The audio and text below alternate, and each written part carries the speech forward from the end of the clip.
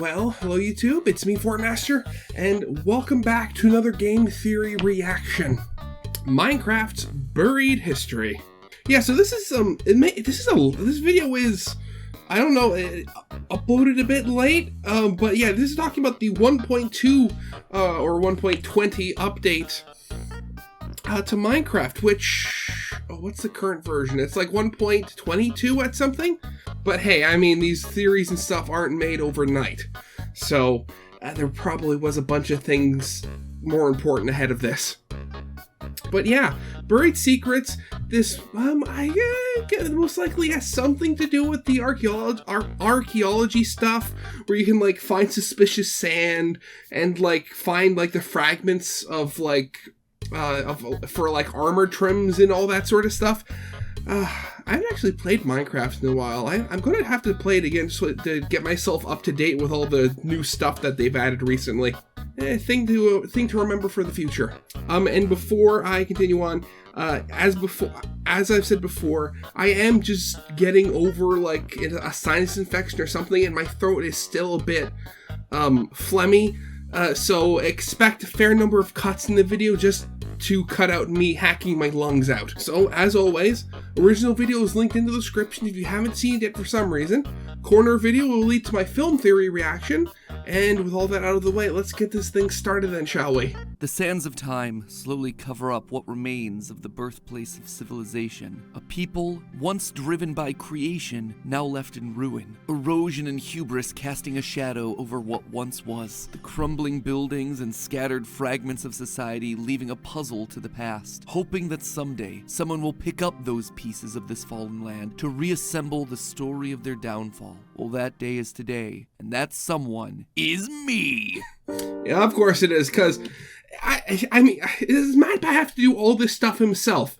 I mean... Hello, Internet! Welcome to Game Theory, the show that's always happy to brush up on some Minecraft. You know, I get super excited every time Mojang drops us a new update. New updates mean new mobs, new locations, new mechanics for us to mine through for story. And that was doubly so for 1.20 because they were finally adding something that had been teased all the way back in 2020. Archaeology. Archaeology is literally uncovering history. It is putting together the lore of real life. So I waited for 3 years in anticipation, and finally, when the Trails and Tales update came out, we got a camel. There was also a sniffer, a new cherry grove biome, and then a handful of armor designs and broken pots. Not exactly the most groundbreaking stuff, at least at first glance. Sure. The little bits are always important, and it lays a good groundwork for future updates. Sure, there was no big, exciting entity like the Warden or a mysterious structure like an ancient city, but as with most archaeology, while the surface might seem largely pointless and empty, if you dig a bit deeper, you start to uncover the real story behind everything. In fact, I believe that this update gives us the most comprehensive look into the society of ancient builders that we've been theorizing about for years. Their daily lives, their tribal disputes, and ultimately where it all went wrong with the origins of the Wither. Grab your archaeological brushes there, loyal theorists. It's time we dust off the lost pieces of Minecraft's forgotten civilization. And I do mean that literally, because this whole thing starts with one of the seemingly smallest new additions to the game that's ever happened, the pieces of pottery, otherwise known as pottery sherds. These sherds are scattered throughout the Minecraft world.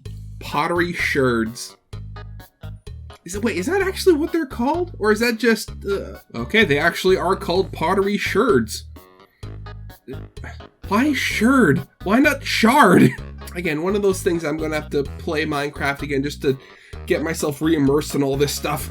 At 5 archaeological sites: the desert temples, desert wells, both the warm and cold ocean ruins, and the newly added trail ruins. There are 20 unique designs for these sherds, and when combined together, you can actually create a pot that can hold various items. And no, you haven't been mishearing me this entire time. I am indeed saying sherds and not shards. It turns out that a sherd is actually the technical term for broken pottery found at an archaeological site. It is so weirdly specific, but hey, good on you, Mojang, for being historically accurate.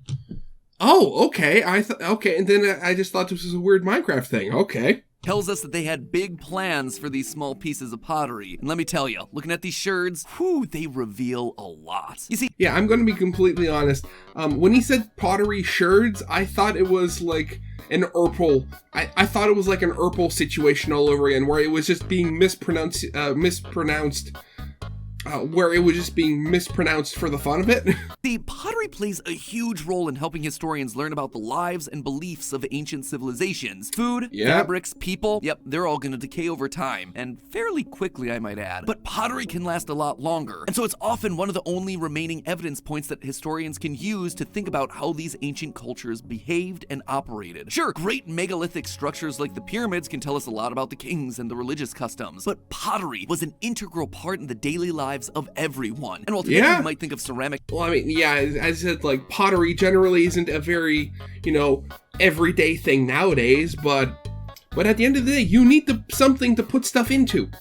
It just may not be made out of clay anymore. Pots as just vessels for carrying stuff around like liquids or plants, ancient societies gave these much more important and prominent roles in their lives. The ancient Greeks used to decorate their vases with elaborate ornamentation, allowing them to depict different aspects of the day-to-day life, from work to parties to sports, even showing their rituals for religious events like funerals. One of the most famous examples of this is the Eritrea painter name vase, which depicts images of a bride and wedding scenes, along with characters from mythology that represent marital bliss. From this one pot alone, archaeologists were able to learn so much about ancient Greek marital traditions. In short, fragments of pottery are often the best and only view that we get into the day-to-day lives of long-gone, ancient, forgotten peoples. And given that these 20 new Minecraft shirts are all decked out with various symbolic imagery, I think Mojang is trying to do exactly that. The other important thing to note about these shirts is that the 20 specific shirt designs can't all be found in the same place. Different sets are designated to different biomes and different ruins, which means that while we might have been right about an ancient builder race, they weren't a single monolithic people like we've been assuming. Instead, what we're seeing drawn on these shards isn't just telling us about the daily lives of the ancient builders, but of their specific societies and their clans. Each location had its own set of values, its own culture, its own daily tasks. And when you stop and think about it, that actually makes a lot more sense. In the real world, all of humanity started off with one common ancestor that left the African continent sometime between 60 and 90,000 years ago. But eventually humanity spread, and they spread all across the globe, which meant that they had to adapt to new environments. And hey, I mean, literally, which book? Yeah, it was in Genesis. I mean, it was one of God's commandments to Adam and Eve: be fruitful and multiply. And I do have to say that from just a cursory glance, humanity has done rather well on that front.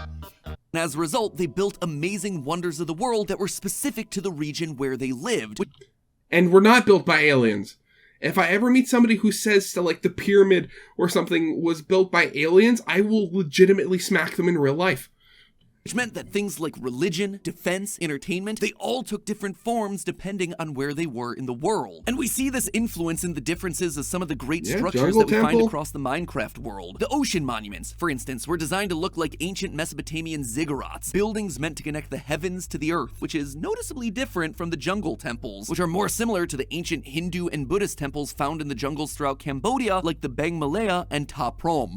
Actually, that is kind of ironic that you have a temple based around like the ziggurat, but that's underwater. Therefore, makes a lot more sense to say that these were all created by different groups of people, spread out over vast distances for their own needs, rather than created by one all-powerful super civilization. Even the new addition of armor trim seems to point in this direction. These items allow players to add decorative enhancements to their armor, which alone doesn't seem like all that much, but when you once again consider that they're spread all across the Minecraft world, including some in the Nether and some in the End, you start to reflect what we're seeing in the real world. Different tribes with armor made of similar materials, but all with different designs that reflect their local culture. Now that we know that there were indeed granted, like, Japanese armor and like Roman armor were very different, especially if you look at them like what was happening at the same time.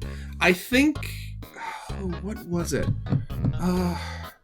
Well, actually, how advanced was Japan during the Roman Empire? I'll have to look that up later. That might actually, that might actually be something worth looking up later on.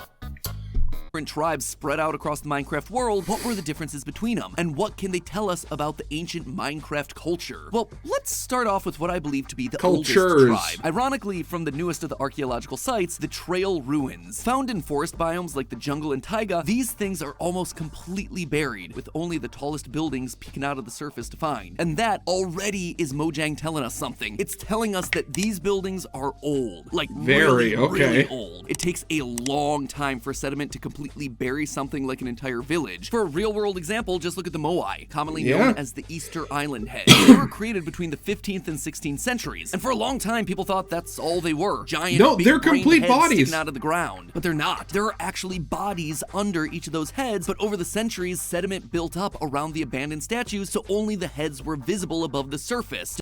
And I mean, it's not, well, I mean, yeah, it is sediment, but it's, the biomass that collects and isn't cleared away and stuff like that. Or sometimes the earth moves upward and is not just built up.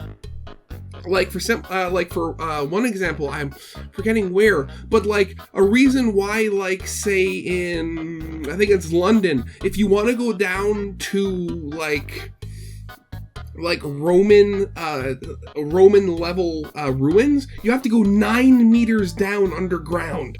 But since it's been like such a large settlement comparatively for so long, you'd think that there wouldn't be a lot of time for organic debris like leaves or sticks to like settle and rot and turn into fresh dirt to build on top of. No, in that case, the earth moved upwards actually. So the example I remember hearing was, before there were like dumps, and when everybody's garbage basically consisted of organic material, let's say you had a plot of land, you had a bunch of like this collection of like scraps from like previous meals, running your farm, your homestead, all that stuff, you would bury it and then you'd cover the hole. And even though, and that all that stuff you buried in would raise the ground level in that spot a little bit. And then you do it somewhere else and somewhere else and somewhere else and do that for 1,000 years and you have ground level that goes up to here. And just like an example I've seen was at my scout camp. Though this is more in the realm of like plant matter settling and beginning to rot to turn into like new ground. Because we've had times where there are like the settled quote unquote like campsites that like all of the different scout troops go to, that they're always there every year. But the camps owns a lot of land, and sometimes you'd go for like overnight hikes somewhere. So you'd go into the bush, set up like a brand new like temporary campsite. You'd sleep there, like make your dishes, or not your dishes, your food and your fire, just all by yourself there, like as a scout troop. And then the next day you pack up, clean everything up, and go away. We went back the next year to a similar spot. We had so much trouble finding it because even just with all the dead leaves and stuff on the ground, we're almost about that thick, and the bottom ones were already turning into dirt. So yeah, it's amazing how much stuff can change in such a little amount of time. Just like we're seeing with the trail ruins. But it goes beyond just being buried underground. The sherds and armor trails found specifically in the trail ruins show us a lifestyle that in the real world we would consider to be part of the birth of civilization. The howl shirt, okay, that's not the picture I would have shown. An animal that was once considered to be a threat to early humans, later domesticated during the late Mesolithic period, used to help out with everything from hunting and protection while we were still in the hunter-gatherer phase. The sheep sherd depicts a bundle of wheat. Wheat is the most common crop in Minecraft, but it's also one of the first plants that we as humans ever domesticated, again during that same Mesolithic period. But the thing that really actually, okay, that just reminded me. I remember watching somewhere, I'm forgetting what it is now, but he was, the video was talking about like historic, what like our ancient ancestors in like the Stone Age and the messes and what our Stone Age ancestors ate, and what they found, what can be best described as like giant hazelnut roasting like gathering grounds, where you'd have like your hunter-gatherers. They'd go on like almost like a set circuit throughout the year. So like, they move, harvest, and by the time they got back to that same spot, but then the next year it would have like replenished and stuff like that. But they found these areas where you'd most likely have like several tribes or the such like congregate at the same time to gather up like hazelnuts and bake them to turn into hazelnut flour. because they would last longer than normal hazelnuts. They were slightly more nutritious, and they could make like an early version of bread with it. So it was like a yearly treat. They even found one like roasting pit that was full of overdone hazelnuts. So that was most likely a pit somebody left cooking for too long and ruined that entire batch. I love this sort of stuff. Proves that this is coming from the oldest group by far is some that we've seen not only in the real world, but also in the lore of Minecraft itself. In the trail ruins, you can find yourself a variety of different armor trims, but one of them in particular caught my eye, the host armor trim. Now, the hosts were the godlike beings found in Minecraft Legends, the characters who ultimately summoned our character in to help save the day. At the end of the game, when peace has been restored to the overworld, the hosts, they just dip, they peace out. They're like, we're good here. So we theorize that the ancient civilizations did all they could to bring them back. This host armor trim being here seems to suggest that we were on the right track, and history also backs this up. Religious practices and rituals are found in our own history dating as far back as the Middle Paleolithic era, which falls between 45 and 200,000 years ago. This was indeed the first tribe after the events of Minecraft Legends, a tribe of people that were trying to call upon the old gods for help, a tribe of people who, while they were waiting, decided to set up some basic farming, hide in dense wooded areas, and domesticate animals, giving rise to the first ever civilization like we've talked about in a previous episode. But as time goes on and the hosts of old don't immediately return, the ancient builders continue to develop. They continue to spread out to other biomes in order to gather resources. In one of my earliest Minecraft theories, we talked a lot about the underwater temples, another one of the megastructures, but this one found under the sea. We hypothesized that the people who created these submerged pyramids were either fishermen or perhaps pirates by trade. And now, thanks to the sherds, we know that both of these ideas were right, just a little bit more nuanced than we expected. One of these sherds is the angler sherd. Angler sherd. So they were pirate fishermen. They only stole from fish. Angler, as in a person who catches fish, a fisherman. And as this sherd is only found in the War Motion ruins, it likely means that, just like the trail ruins relied on basic agriculture, this group relied on fishing for survival in their trade. But once you head on over to the Cold Ocean ruins, you get yourself a very different civilization. We find sherd fragments like Blade, Explorer, Plenty, sound a wee bit like pirates, don't you think? In fact, the shipwrecks, which have been a part of the game since 1.13's aquatic update, are chock full of plundered booty. So it seemed like the Cold Ocean ruin civilization were largely a society of pirates who used these ships to terrorize other civilizations, stealing their resources and their treasures in the process. But then there's the final two archaeological sites located in the desert, and this is where we see things taking a dark turn. This is where we see the fall of these once great civilizations. The desert temples have always been a place packed with mystery for us theorists, but now we're getting some idea of what these people were doing when they weren't sourcing hundreds of TNT blocks for their death traps. With shards like the Miner and Prize, it tells us that these were the people who built the mine shafts that you find throughout the overworld. These were the ones that truly pioneered the idea of mining the earth for resources.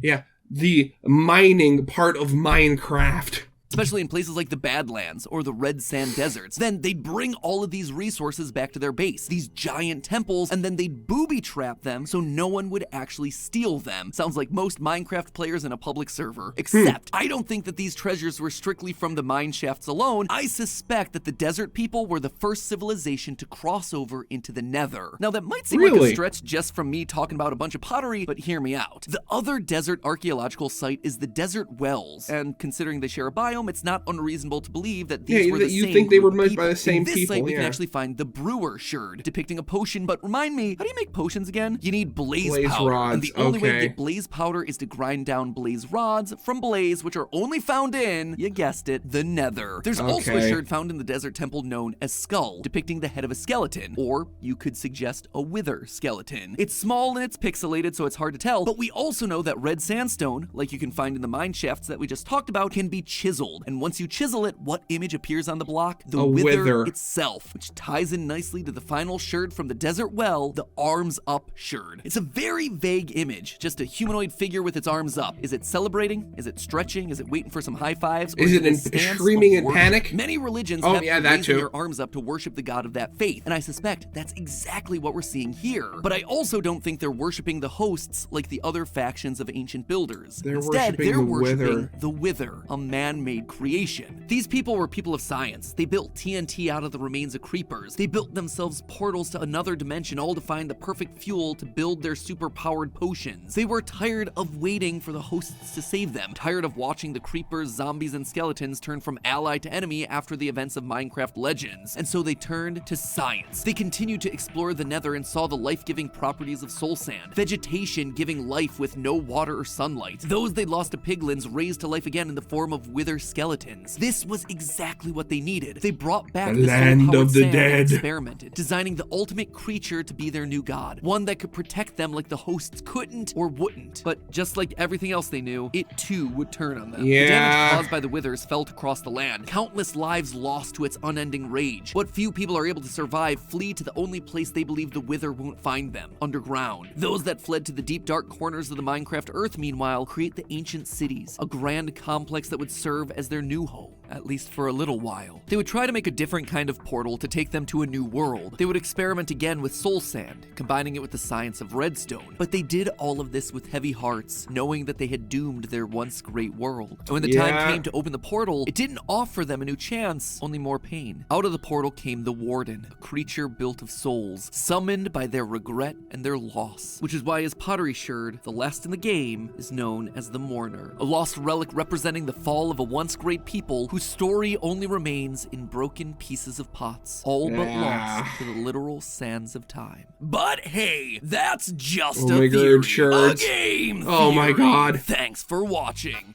Oh man, I mean, I've said it before. I love this sort of stuff. I can't remember the last time I said it. I think it was in one of the very early Minecraft theories that I reacted to with them.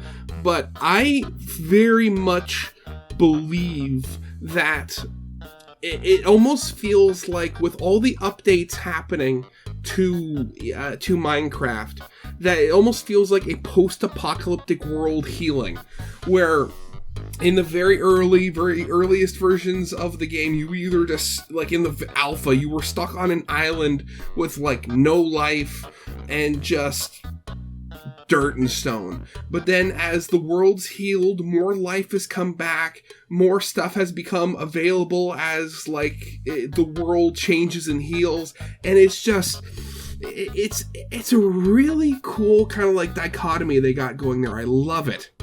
Another wonderful theory in the bank. So, of course, as always, original video is linked in the description if you haven't seen it yet for some reason. Corner video will be leading to my film theory reaction, and with all that out of the way, I hope you guys liked. If you did, leave a like, subscribe if you have not, and I'll see you guys next time. Goodbye.